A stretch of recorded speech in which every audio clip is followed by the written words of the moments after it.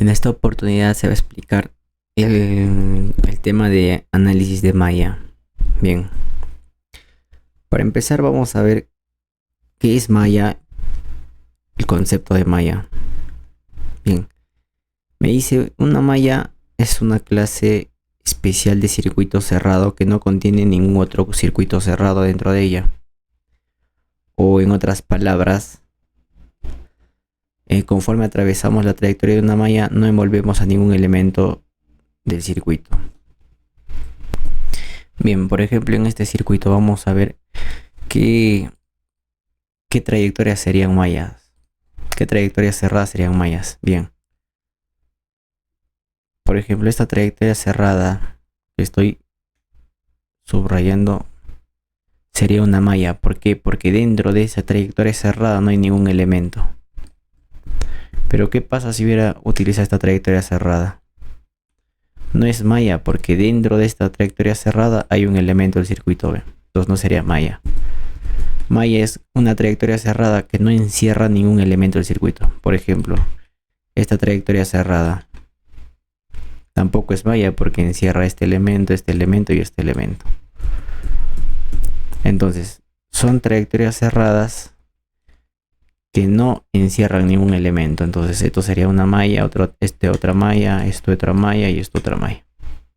Entonces cada ventanita, por así decirlo, son mallas. Eso sería el concepto de malla. Bien, ahora vamos a pasar al concepto de corriente de malla. ¿Qué es corriente de malla? Me dice que una corriente de malla es aquella que fluye solo alrededor del perímetro de una malla. Por ejemplo, la corriente que fluye a través del resistor de 4 ohmios y la fuente de 10 voltios sería esa corriente de malla y otra corriente de malla. Bien, como estábamos diciendo, la corriente de malla solamente es la corriente que fluye a través de la periferia de la malla. La periferia de esta, mira, acá tenemos dos mallas, una malla y otra malla. La periferia, entonces, la periferia de esta malla es solamente esta porción y la periferia de la otra malla también es esta otra porción. Porque este resistor está entre las dos mallas, no pertenece tanto a la primera malla como a la segunda. Entonces, corriente de malla, como me indica, solamente es la corriente que fluye a través de la periferia de esa malla. Entonces, por acá sería fluye I sub 2. Y sub 2, esa sería la corriente de malla. En el otro caso también sería solamente la corriente de la malla, la corriente que fluye por la periferia de esta malla. Por acá no, porque entre estas dos mallas fluye otra corriente. Eso no es corriente de malla.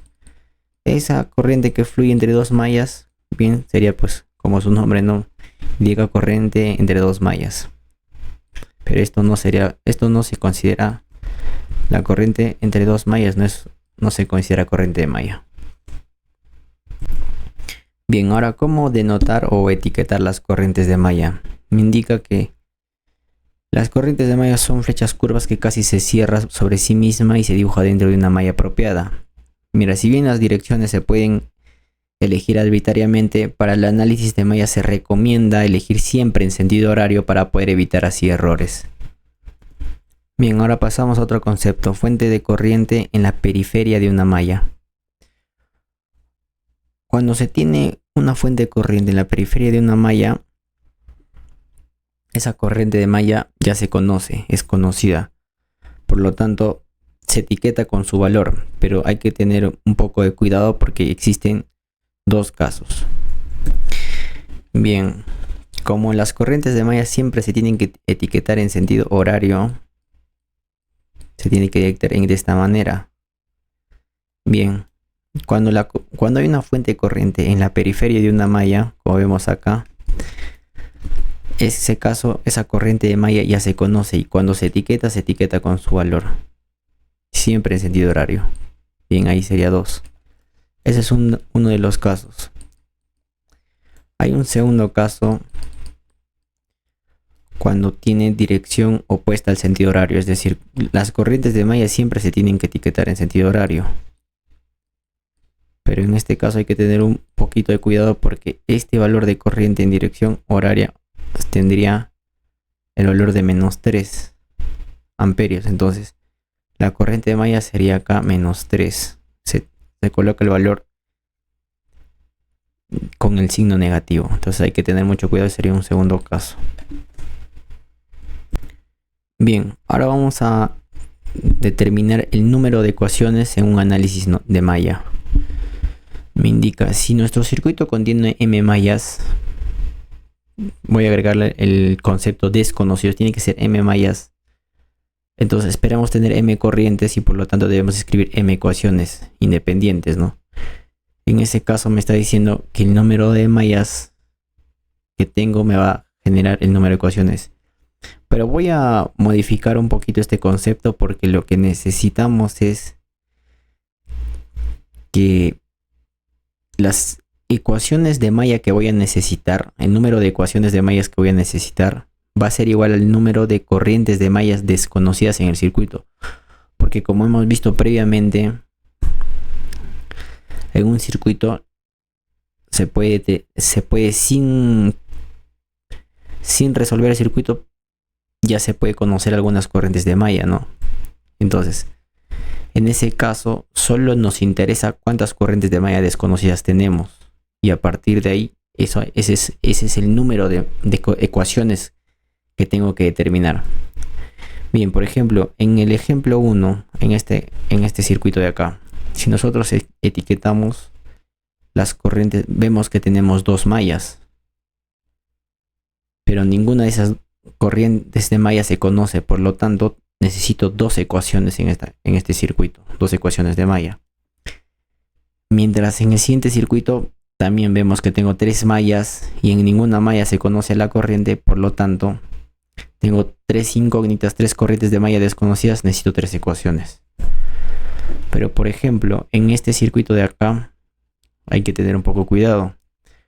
Si bien tenemos cuatro mallas, en dos mallas hay una fuente de corriente en la periferia. Por lo tanto, esas corrientes de malla ya se conocerían. Por lo tanto, solo tendría dos corrientes de mallas desconocidas. Entonces, solo necesitaría dos ecuaciones de malla. A pesar que tengo cuatro mallas. En este caso, de la misma manera.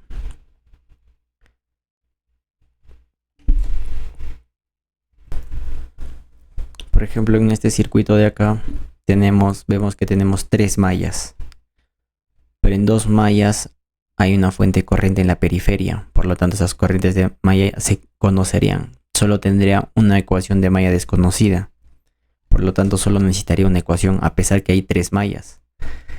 De la misma manera en este circuito vemos que hay 1, 2, 3, 4, 5 mallas, pero vemos que hay dos fuentes de corriente en la periferia de dos mallas. Por lo tanto, solo tendría tres corrientes de malla desconocidas, por lo tanto necesito solamente tres ecuaciones de malla. En el siguiente circuito tengo tres mallas, pero como hay una fuente de corriente en la periferia de una malla, ya se conocería esa corriente. Entonces solo tendría dos corrientes de malla desconocidas, por lo tanto solo se necesita dos ecuaciones. Vemos que en este circuito tengo tres mallas. A pesar que hay fuentes de corriente, pero esas fuentes de corriente no están en la periferia de dichas mallas. Por lo tanto, ninguna malla se conocería la corriente. En este caso, las tres corrientes de malla serían desconocidas, por lo tanto se necesita tres ecuaciones. En este circuito vemos que hay cuatro mallas, pero en dos mallas las fuentes de corriente están en la periferia.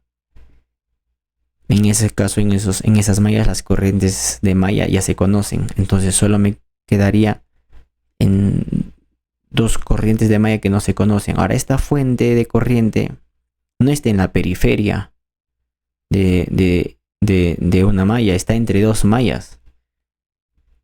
Eso no permite conocer dichas mallas. Entonces, como digo, dos corrientes de mallas que son incógnitas, por lo tanto necesito dos ecuaciones. Y en este último circuito tengo 5 mallas, 1, 2, 3, 4, 5. Solo una fuente está en la periferia. por lo tanto de esa malla se conoce la corriente, mientras que esta fuente de corriente está entre dos mallas. Eso no me permite conocer esas corrientes de malla, se consideran como incógnitas, por lo tanto hay 5 mallas, pero 4 corrientes de malla como incógnitas, por lo tanto necesito 4 ecuaciones. Bien, seguimos. Por ejemplo, en este circuito vemos que hay fuentes de corriente, pero esta fuente de corriente está entre dos mallas, esta es fuente de corriente dependiente. Como ninguna fuente de corriente está en la periferia de ninguna malla, todas las corrientes de malla son desconocidas. Acá hay 3 corrientes de malla desconocidas, entonces necesito 3 ecuaciones. Vemos este circuito, hay 3 mallas, pero una malla en la periferia de una fuente de corriente, por lo tanto la corriente de esa malla ya se conoce. Entonces solo me quedaría 2 corrientes de malla desconocidas, 2 incógnitas, por lo tanto necesito 2 ecuaciones. En este caso tendría que ser 2, no 3, 2. Acá había un error, pero bueno. Y en el último circuito vemos que hay 4 mallas.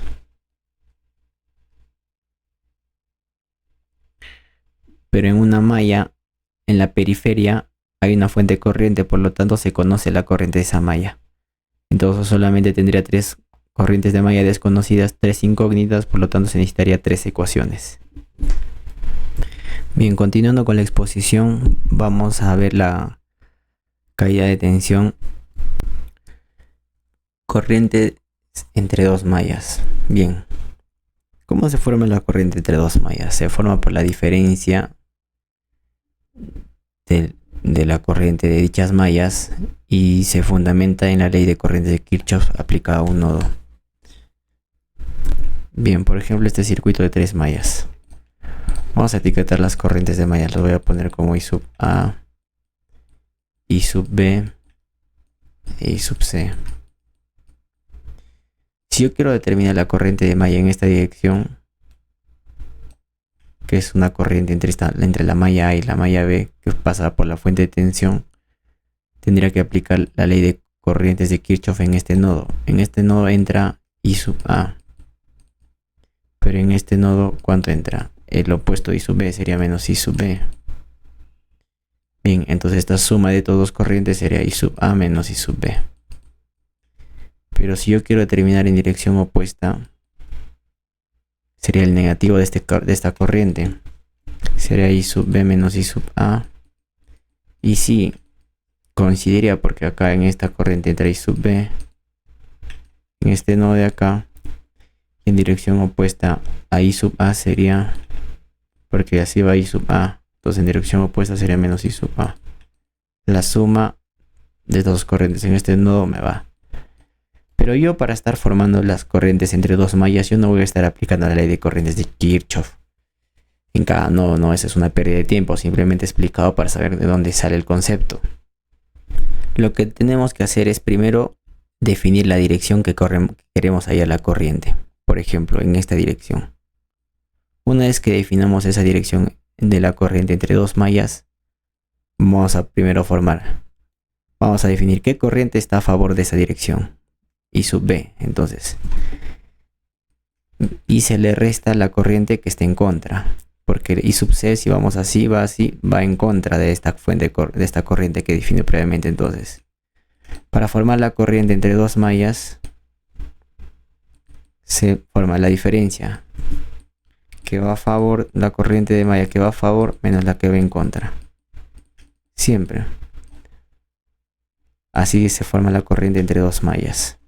Por ejemplo, en esta malla, si yo quisiera formar la corriente entre esta malla, por ejemplo, la corriente entre estas dos mallas, que por ejemplo siempre se denota en sentido horario, que es I sub 1, I sub A, por ejemplo, y acá I sub B, y acá por ejemplo es I sub X. Esta es la corriente entre dos mallas. ¿Cómo determinaría? Bien, la corriente que va a favor. ¿Quién va a favor? Vemos que tiene la misma dirección, I sub B.